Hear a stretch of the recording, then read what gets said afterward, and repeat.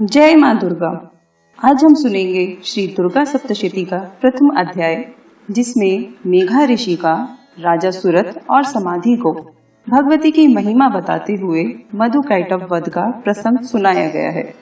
प्रथम चरित्र के ब्रह्मा ऋषि महाकाली देवता, गायत्री छंद, नंदा शक्ति, रक्त दंतिका, बीज, अग्नि तत्व और ऋग्वेद स्वरूप हैं।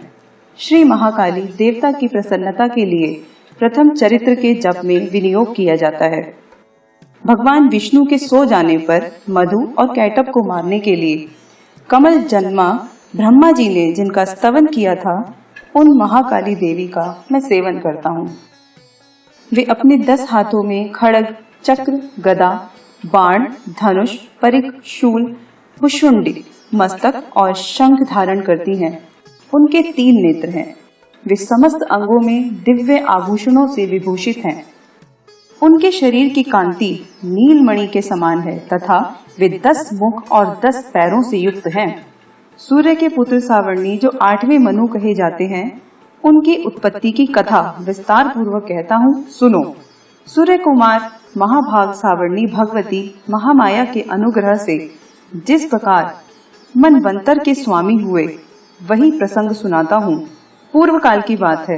स्वरोचिष मनवंतर में सुरथ नाम के एक राजा थे, जो चैत्र वंश में उत्पन्न हुए थे। उनका समस्त भूमंडल पर अधिकार था। वे प्रजा का अपने ओर से पुत्रों की भांति धर्म पूर्वक पालन करते थे। तो भी उस समय कोला विध्वंसी नामक क्षत्रिय उनके शत्रु हो गए। राजा सुरथ की दंड नीति बड़ी प्रबल थी। उनका शत्रुओं के साथ संग्राम हुआ। यद्यपि कोला विध्वंसी संख्या में कम थे, तो भी राजा सुरथ युद्ध में उनसे परास्त हो गए। तब वे युद्ध भूमि से अपने नगर को लौट आए और केवल अपने देश के राजा होकर रहने लगे। किंतु वहां भी उन प्रबल शत्रुओं ने उस समय महाभाग राजा सुरथ पर आक्रमण कर दिया। राजा का बल क्षीण हो चला था, इसलिए उनके दुष्ट, बलवान एवं दुरात्मा मंत्रियों ने वहां उनकी राजधानी में भी राजकीय सेना और खजाने को वहां से हथिया लिया।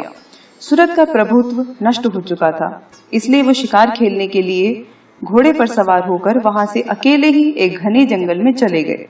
वहां उन्होंने विप्रवर मेधा मुनि का आश्रम देखा, जहां कितने ही हिंसक जीव परम शांत भाव से रहते थे। मुनि के बहुत से शिष्य उस वन की शोभा बढ़ा रहे थे। वहां जाने पर मुनि ने उनका सत्कार किया और वे उन मुनि श्रेष्ठ के आश्रम पर इधर उधर विचरते हुए कुछ काल तक रहे। फिर ममता से आकृष्ट चित्त होकर वहां इस प्रकार चिंता करने लगे, पूर्व काल में मेरे पूर्वजों ने जिनका पालन किया था, वही नगर आज मुझसे रहित है। पता नहीं मेरे दुराचारी भृत्यगण उसकी धर्म पूर्वक रक्षा कर रहे हैं या नहीं। जो सदा मद की वर्षा करने वाला और शूरवीर था, वह मेरा प्रधान हाथी अब शत्रुओं के अधीन होकर न जाने किन भोगों को भोगता होगा। जो लोग मेरी कृपा, धन और भोजन पाने से सदा मेरे पीछे पीछे चलते थे, वे निश्चय ही अब दूसरे राजाओं के अनुसरण करते होंगे। उन अपव्ययी लोगों के द्वारा सदा खर्च होते रहने के कारण अत्यंत कष्ट से जमा किया हुआ मेरा वह खजाना खाली हो जाएगा। ये तथा और भी कई बातें राजा सुरथ निरंतर सोचते रहते थे। एक दिन उन्होंने वहां विप्रवर मेधा के आश्रम के निकट एक वैश्य को देखा और उससे पूछा, भाई तुम कौन हो? यहाँ तुम्हारे आने का क्या कारण है? तुम क्यों शोकग्रस्त और अनमने से दिखाई देते हो? राजा सुरथ का यह प्रेम पूर्वक कहा हुआ वचन सुनकर वैश्य ने विनीत भाव से उन्हें प्रणाम करके कहा। वैश्य बोला, राजन, मैं धनियों के कुल में उत्पन्न एक वैश्य हूँ। मेरा नाम समाधि है। मेरे दुष्ट स्त्री पुत्रों ने धन के लोभ से मुझे घर से बाहर निकाल दिया है। मैं इस समय धन, स्त्री और पुत्रों से वंचित हूँ। मेरे विश्वसनीय बंधुओं ने मेरा ही धन लेकर मुझे दूर कर दिया है, इसलिए दुखी होकर मैं वन में चला आया हूँ। यहाँ रहकर मैं इस बात को नहीं जानता कि मेरे पुत्रों की, स्त्री की और स्वजनों की कुशल है या नहीं। इस समय घर में बस कुशल से रहते हैं और उन्हें कोई कष्ट नहीं है। वे मेरे पुत्र कैसे हैं? क्या वे सदाचारी हैं अथवा दुराचारी हो गए हैं? राजा ने पूछा। जिन लोभी पुत्र, स्त्री आदि ने धन के कारण तुम्हें घर से निकाल दिया, उनके प्रति तुम्हारे चित्त में इतना स्नेह का बंधन क्यों है? वैश्य बोला, आप मेरे विषय में जैसी बात कहते हैं वह सब ठीक है, किंतु क्या करूं? मेरा मन निष्ठुरता नहीं धारण करता। जिन्होंने धन के लोभ में पड़कर पिता के प्रति स्नेह, पति के प्रति प्रेम तथा आत्मीय जन के प्रति अनुराग को तिलांजलि दे मुझे घर से निकाल दिया है, उन्हीं के प्रति मेरे हृदय में इतना स्नेह है। महामते, गुणहीन बंधुओं के प्रति भी जो मेरा चित्त इस प्रकार प्रेम मग्न हो रहा है, यह क्या है? इस बात को मैं जानकर भी नहीं जान पाता। उनके लिए मैं लंबी सांसें ले रहा हूँ और मेरा हृदय अत्यंत दुखित हो रहा है। उन लोगों में प्रेम का सर्वथा अभाव है, तो भी उनके प्रति जो मेरा मन निष्ठुर नहीं हो रहा, इसके लिए क्या करूं? मार्कंडेय जी कहते हैं, ब्राह्मण तदनंतर राजाओं में श्रेष्ठ सुरत और वह समाधि नामक वैश्य दोनों साथ साथ मेधा मुनि की सेवा में उपस्थित हुए और उनके साथ यथा योग्य न्यायानुकूल विनयपूर्ण बर्ताव करके बैठे। तत्पश्चात वैश्य और राजा ने कुछ वार्तालाप आरंभ किया। राजा ने कहा, भगवान, मैं आपसे एक बात पूछना चाहता हूँ, उसे बताइए। मेरा चित्त अपने अधीन न होने के कारण वह बात मेरे मन को बहुत दुखी देती है। जो राज्य मेरे हाथ से चला गया है, उसमें और उसके संपूर्ण अंगों में मेरी ममता बनी हुई है। मुनि श्रेष्ठ, यह जानते हुए भी कि वह अब मेरा नहीं है, अज्ञानी की भांति मुझे उसके लिए दुख होता है। यह क्या है? इधर यह वैश्य भी घर से अपमानित होकर आया है, इसके पुत्र, स्त्री और भृत्यों ने इसको छोड़ दिया है, स्वजनों ने भी इसका परित्याग कर दिया है, तो भी यह उनके प्रति अत्यंत हार्दिक स्नेह रखता है। इस प्रकार यह तथा मैं दोनों ही बहुत दुखी हैं, जिनमें प्रत्यक्ष दोष देखा गया है। उस विषय के लिए भी हमारे मन में ममता जनित आकर्षण पैदा हो रहा है। महाभाग, हम दोनों समझदार हैं, तो भी हम में जो मोह पैदा हुआ है, यह क्या है? विवेक शून्य पुरुष की भांति मुझ में और इसमें भी यह मूढ़ता प्रत्यक्ष दिखाई देती है। ऋषि बोले, महाभाग, विषय मार्ग का ज्ञान सब जीवों को है, इसी प्रकार विषय भी सबके लिए अलग अलग है। कुछ प्राणी दिन में नहीं देखते और दूसरे रात में नहीं देखते, तथा कुछ जीव ऐसे हैं जो दिन और रात्रि में बराबर ही देखते हैं। यह ठीक है कि मनुष्य समझदार होते हैं, किंतु केवल वे ही ऐसे नहीं होते। पशु पक्षी और मृग आदि सभी समझदार होते हैं। मनुष्यों की समझ भी वैसी ही होती है जैसी उन मृग और पक्षियों की होती है, तथा जैसी मनुष्यों की होती है वैसी ही उन मृग पक्षी आदि की होती है। यह तथा अन्य बातें भी प्रायः दोनों में समान ही हैं। समझ होने पर भी इन पक्षियों को देखो, ये स्वयं भूख से पीड़ित होते हुए भी मोहवश बच्चों की चोंच में कितने चाव से अन्न के दाने डाल रहे हैं। नरश्रेष्ठ, क्या तुम नहीं देखते कि ये मनुष्य समझदार होते हुए भी लोभवश अपने किए हुए उपकार का बदला पाने के लिए पुत्रों की अभिलाषा करते हैं? यद्यपि उन सब में समझ की कमी नहीं है, तथापि वे संसार की स्थिति बनाए रखने वाला भगवती महामाया के प्रभाव द्वारा ममतामय भंवर से युक्त मोह के गहरे गर्त में गिराए गए हैं। इसलिए इसमें आश्चर्य नहीं करना चाहिए। जगदीश्वर भगवान विष्णु की योग निद्रा रूपा जो भगवती महामाया है, उन्होंने यह जगत मोहित किया है। वे भगवती महामाया देवी ज्ञानियों के भी चित्त को बलपूर्वक खींचकर मोह में डाल देती हैं। वे ही इस संपूर्ण जगत की सृष्टि करती हैं तथा वे ही प्रसन्न होकर मनुष्यों को मुक्ति के लिए वरदान देती हैं। वे ही पराविद्या संसार बंधन को मोह की हेतुभूता सनातनी देवी तथा संपूर्ण ईश्वरों की भी आदिश्वरी हैं। राजा ने पूछा, भगवान, जिन्हें आप महामाया कहते हैं, वे देवी कौन है? ब्राह्मण, उनका आविर्भाव कैसे हुआ तथा उनके चरित्र कौन कौन हैं? ब्रह्मवेत्ताओं में श्रेष्ठ महर्षि उन देवी का जैसा प्रभाव हो, जैसा स्वरूप हो और जिस प्रकार प्रादुर्भाव हुआ हो, वह सब मैं आपके मुख से सुनना चाहता हूँ। ऋषि बोले, राजन, वास्तव में तो देवी नित्य स्वरूपा ही हैं। संपूर्ण जगत उन्हीं का रूप है तथा उन्होंने समस्त विश्व को व्याप्त कर रखा है, तथापि उनका प्राकट्य अनेक कारण से होता है। वह मुझसे सुनो।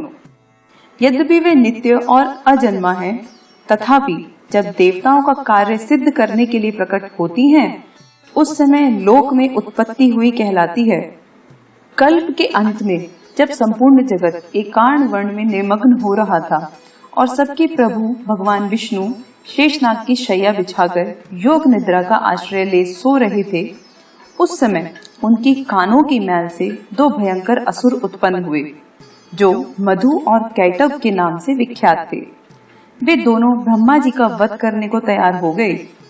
भगवान विष्णु के नाभि कमल में विराजमान प्रजापति ब्रह्मा जी ने जब उन दोनों भयानक असुरों को अपने पास आया और भगवान को सोया हुआ देखा, तब एकाग्रचित होकर उन्होंने भगवान विष्णु को जगाने के लिए उनके नेत्रों में निवास करने वाली योग निद्रा का स्तवन आरंभ किया, जो इस विश्व की अधीश्वरी, जगत को धारण करने वाली, संसार का पालन और संहार करने वाली तथा तेज स्वरूप भगवान विष्णु की अनुपम शक्ति है।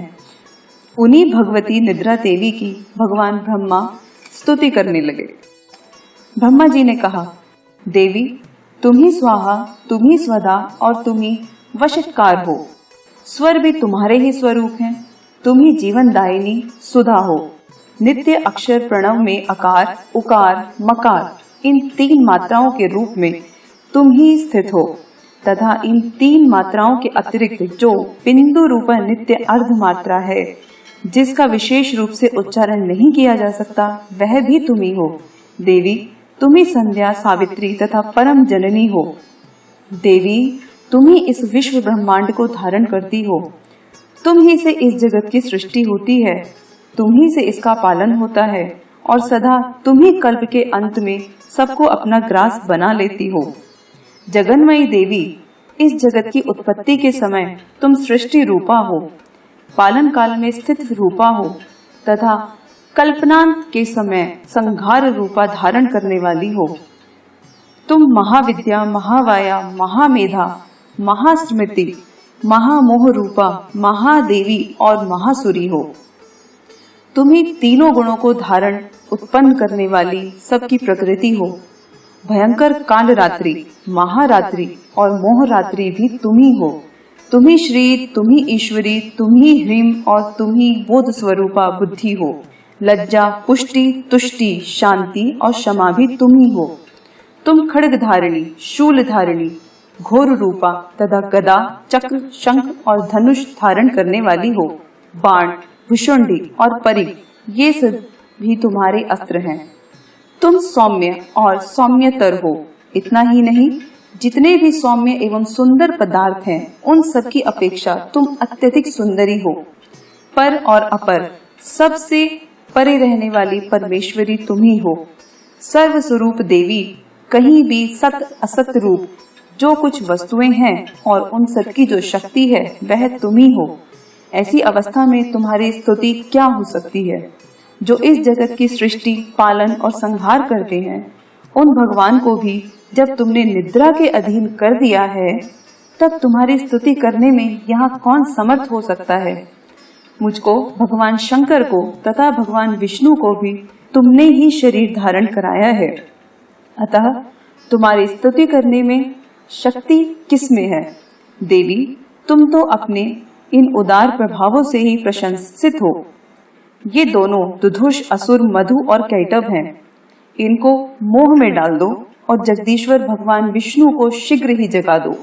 साथ ही इनके भीतर दोनों महान असुरों को मार डालने की बुद्धि उत्पन्न कर दो। ऋषि कहते हैं, राजन, जब ब्रह्मा जी ने वहां मधु और कैटव को मारने के उद्देश्य से भगवान विष्णु को जगाने के लिए तमोगुण की अधिष्ठात्री देवी योग निद्रा की इस प्रकार स्तुति की, तब वे भगवान के नेत्र, मुख, नासिका, बाहु, हृदय और वक्ष स्थल से निकलकर अव्यक्त जन्मा ब्रह्मा जी की दृष्टि के सामने खड़ी हो गई। योग निद्रा से मुक्त होने पर जगत के स्वामी भगवान जनार्दन उस एकांड वर्ण के जल में शेषनाग की शैया से जाग उठे। फिर उन्होंने उन दोनों असुरों को देखा। वे दुरात्मा मधु और कैटव अत्यंत बलवान और पराक्रमी थे। क्रोध से लाल आंखें किए ब्रह्मा जी को खा जाने के लिए उद्योग कर रहे थे।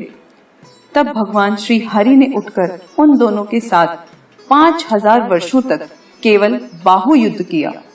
वे दोनों भी अत्यंत बल के कारण उन्मत्त हो रहे थे। इधर महामाया भी उन्हें मोह में डाल रखा था। इसलिए वे भगवान विष्णु से कहने लगे, हम तुम्हारी वीरता से संतुष्ट हैं, तुम हम लोगों से कोई वर मांगो। श्री भगवान बोले, यदि तुम दोनों मुझ पर प्रसन्न हो तो अब मेरे हाथ से मारे जाओ। बस इतना सा ही वर मैंने मांगा है, यहाँ दूसरे किसी से वर क्या लेना। इस प्रकार धोखे में आ जाने पर जब उन्होंने संपूर्ण जगत में जल ही जल देखा, तब कमल नयन भगवान से कहा, जहाँ पृथ्वी जल में डूबी हुई ना हो, जहाँ सूखा स्थान हो, वहीं हमारा वध करो। ऋषि कहते हैं, तब तथास्तु कहकर शंख, चक्र और गदा धारण करने वाले भगवान ने उन दोनों के मस्तक अपनी जांग पर रखकर चक्र से काट डाले। इस प्रकार ये देवी महामाया ब्रह्मा जी की स्तुति करने पर स्वयं प्रकट हुई थी। अतः पुनः तुमसे उनके प्रभाव का वर्णन करता हूँ, सुनो। इस प्रकार श्री मार्कंडेय पुराण में सावर्णिक मनवंतर कथा के अंतर्गत देवी महात्म्य में मधु कैटभ वध नामक पहला अध्याय पूरा हुआ। जय मां दुर्गे।